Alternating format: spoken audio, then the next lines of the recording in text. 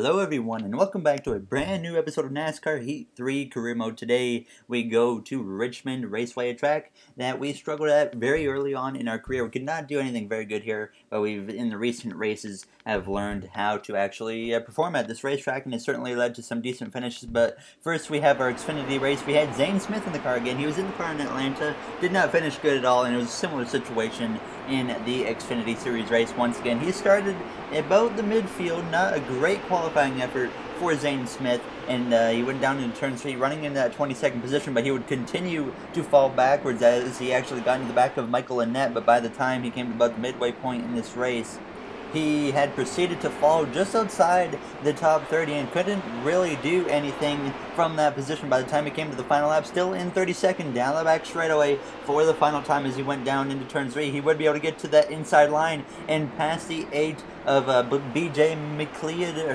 however the heck you pronounce his last name, but he would get P31 in Richmond for us. So 2 races from Zane Smith and 2 non-top 30 finishes. So certainly a driver that we might have to reconsider having in our car throughout this season, as he's certainly not doing anything good for us in the points situation.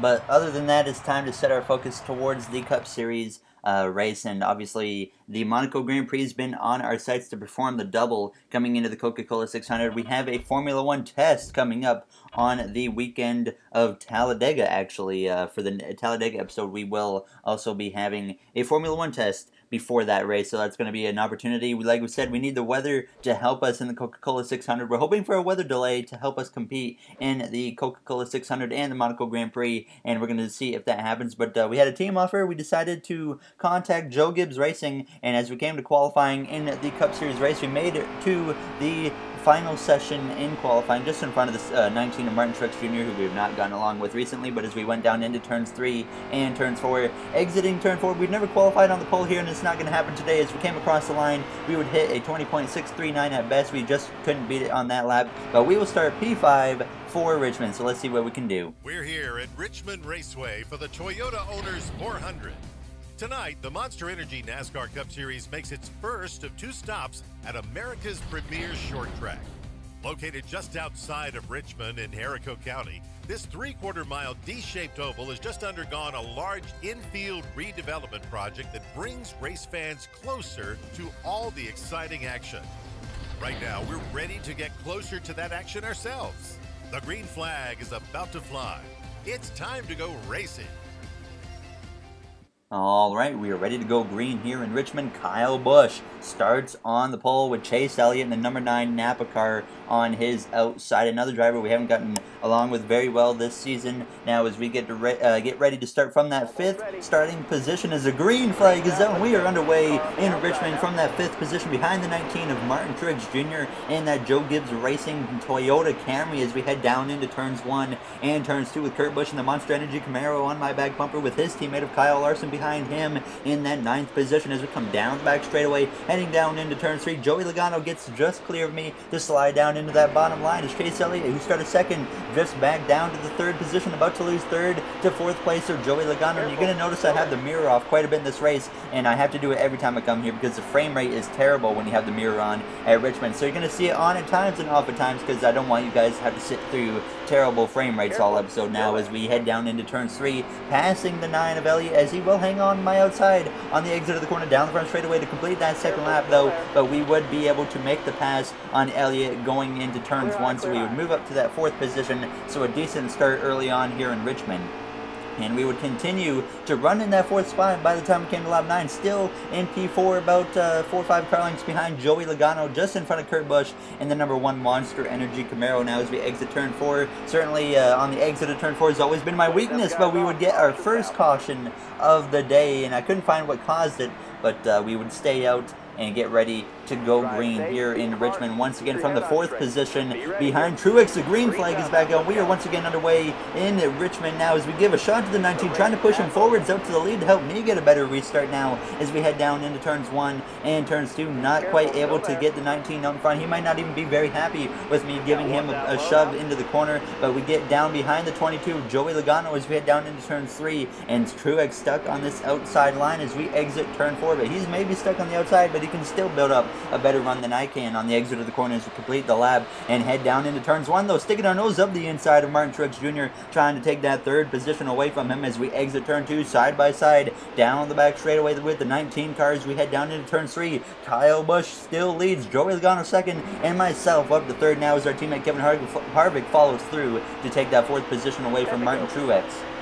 And now we have just 10 laps to go at this point in stage 1, and I knew we didn't have a car capable of winning. We never really do have a car capable of winning at this track. The only chance we could have is just a lot of restarts towards the end of the race as Harvick sends it up the inside and hits me in the process as he would take the position away as he completely caught me off guard. I was kind of sleeping there, and he took advantage, and he would pass me, and so would Ryan Newman in the number 6 car, who's having a great run at this point in the stage. But by the time we came to lap 22, Newman goes into turns 3, and he loses a right front tire, and hard into the wall goes Ryan Newman, and no caution would come up, but he hits the wall twice, and he hits it hard both times as he lost the right front tire. Finally, Newman having a great run and completely ruins it there in turns 2 or whatever. So unfortunate for him, or turns 3 I think it was, but very unfortunate for Ryan Newman. But obviously we would come to the end of the final lap in the stage. We would come out of turn 4 to just continue to maintain our position and finish 4th in the first stage. But a very unfortunate scenario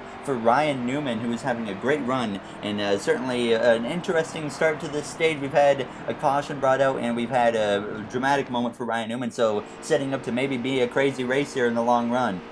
And we would not come to pit road there at the end of the stage. No one else pitted. We do have the tire wear back on times 2 like the usual, but the green flag is out. We are on our way here to start the 2nd stage behind the 18 of Kyle Busch. This time, instead of Truex, it's Kyle Busch we're going to give the shove to as we head down into turns 1 and 2, trying to get him ahead of Joey Logano, but he is unable to do so as Logano obviously won the stage to keep up his momentum that he has had to this dominant start to the season after he's got 2 wins so far this season, and he's just continuing to rack up the playoff points as we make contact with our teammate of Clint Boyer there as he just barely got into my left rear as I came down on him. But as we complete the first lap in the stage, we fall in line behind the 14 of Boyer as we head down into turns 1 and turns 2. Chase Elliott behind me there in the number 9 as we exit turn 2 down the back straightaway. Harvick, our teammate, moves up in to the 2nd position, and Boyer's going to follow through to pass the 18 of Kyle Busch to take the 3rd away as we have 3 Stewart-Haas cars up here in the top 5 right now, and only one of them has won, and that's been Kevin Harvick now as we head down into turns 1, sending it up the inside of Kyle Busch, and we would try to battle our way up to that 4th position alongside the 18, though, down the back straightaway as we head down towards turn 3. It's pretty even with the 18 of Kyle Busch, but as we go into the corner, we would clear him to take that 4th position away. And out of the corner, though, Elliott right on my back bumper. As I was getting pretty defensive, I noticed that if we could just keep the car on that bottom line out of turn 4, we could at least maintain position. By the time we came to lap 11, Elliott drifted back a little bit to put Kurt Busch into that 5th position, and we would just continue to protect this bottom line out of turn 4, and it was certainly helping me at least maintain my position. It was getting harder to do it every lap with the tires wearing, but it was certainly working. As you see, Logano, he would lose the lead, and Harvick would retake the lead now as we head down towards the line at this point with just 8 to go in the stage. And certainly this race has been going very well for us so far in this number 41 Stewart-Haas Racing Ford. Now as we come out of turn 2 down the back straightaway just in front of Kurt Busch still as he looks to my inside for a brief moment, but we send it in deep enough into turn 3 to just barely chop his nose and stay clear. And by the time we came to the final lap in the stage, still in the same position, but we fell back quite a bit as the tires were falling off. I was starting to get loose into the corners though as we came out of turn 2 for the final time in this 2nd stage down the back straightaway just in front of the 18 car of Kyle Busch as we heading down into turns 3, and we missed the bottom line, and the 18 looks to my inside as we exit turn 4, and Kyle Busch is going to steal 4th place from me as we cross the line. And it really wasn't bad though, because that will allow me to restart on the bottom line if we come out where we come into pit road, because at the end of the stage we would all come to pit road. I figured the AI would take 2 tires here, and I knew that I couldn't make it work on 2 tires. We've seen how that's gone, so I had to take 4 tires, and it would cost me some track position for the start of this final stage. We would be sent back to the 20th position, so certainly a bit of a setback, but I'm confident with the speed we can at least get into the top 10 and have a chance still. And as we get ready to start this stage, the green flag is out. We are back underway for the final stage here in Richmond Raceway now as we come across the line behind the number 8 of rookie Daniel Hemrick, who battles for Rookie of the Season with Haley Deegan and Ryan Priest as we head down into turns 1 and 2, 3 wide with Hemrick now as we exit the corner, making contact with him and barely tapping the wall with Almirola on the far inside now as we head down into turn 3, making more contact with the 8 of Hemrick, and sideways he goes, but he hangs onto the car thankfully as we exit the corner side by side with the 11 of Denny Hamlin now as we complete that first lap of the stage. A bit of a dramatic first lap to start this final stage as we send it 3 wide up the inside of Hamlin and McDowell as we exit turn 2, just barely clear almost of Denny Hamlin, but he hangs on my right rear as we head down into turn 3, but now we do clear him to take that 18th position away.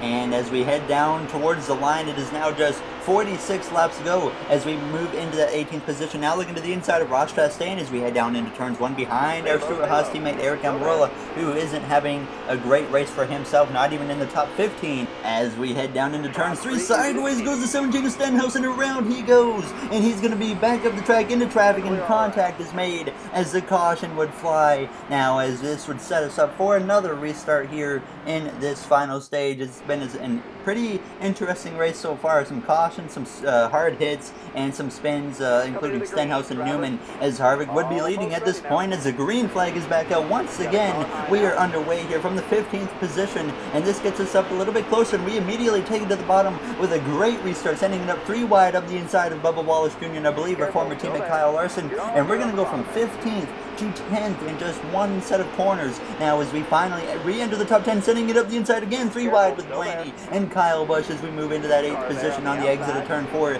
to come through and complete this first lap.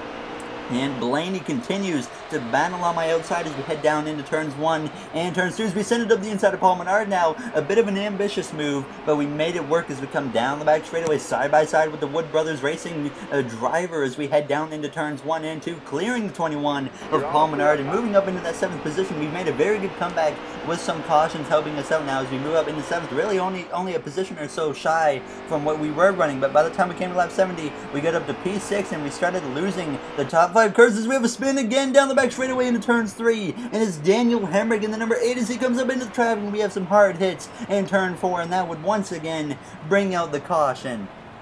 Certainly a crazy race up to this point, and we would get ready to restart now from the 6th position behind the 9 of Elliott and the 1 of Kurt Busch with Kevin Harvick, our teammate, looking for win number 2 on the season as the green flag flies once again now in Richmond, as this has been a bit of a wreck fest that really hasn't involved me, which is very nice as we send it up the inside of our teammate Boyer with an ambitious aggressive move, and we make contact after touching the apron as we have a bit of a crazy restart as we exit turn 2, but all parties involved in that situation hang on to the car, and we fall back to P8 as that was my fault. I sent it up the inside and tagged the apron, and sideways I went into the side of the 14. 100% my fault with that situation. Now as we came through turns 1 and 2 to the back straightaway on lap 78 at this point, running 7th behind Logano as we head down into turns 3 and 4 now. On the inside of the 1, we get into the back of the 22 of Logano. Not what I meant to do, but we're going to push him on the exit of the corner, and thankfully he keeps it straight as Denny Hamlin's going to send it on my inside, and that caught me way off guard now as he is going to be on my inside going into turns 1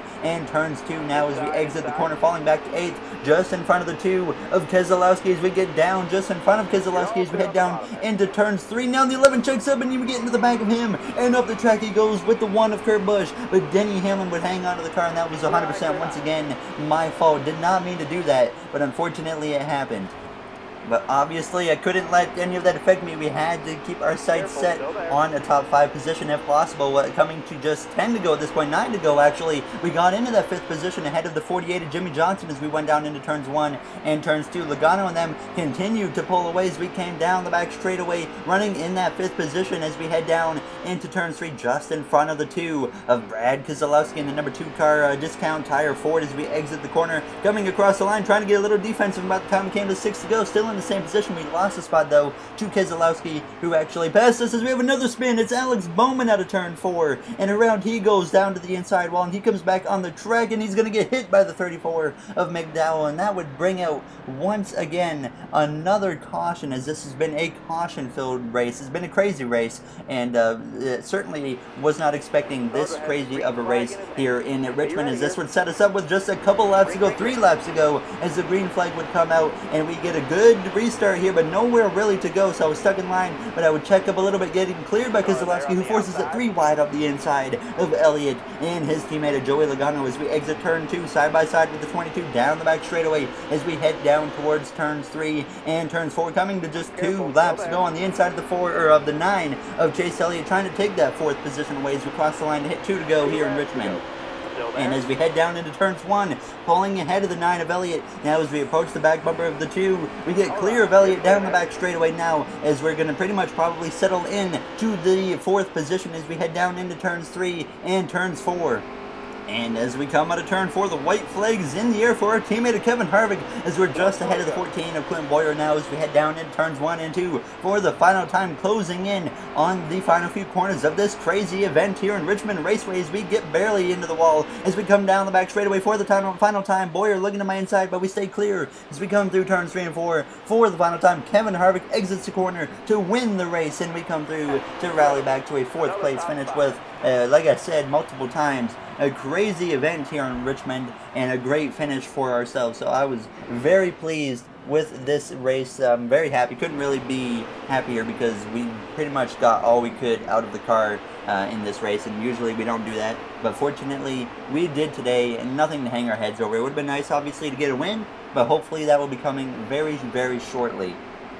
And there you see we sit P4 in the points at this point, and by the time we come out of the race we get a decent amount of money, almost $500,000, so a great sum of money we can put back into our Xfinity team. And if you guys enjoyed this episode, make sure to comment, like, and subscribe. Those would all be very appreciated. Some drivers not very happy. Hemrick, Joey Logano, understandable. We did punt him at one point, not intentionally, so we apologize to him as well.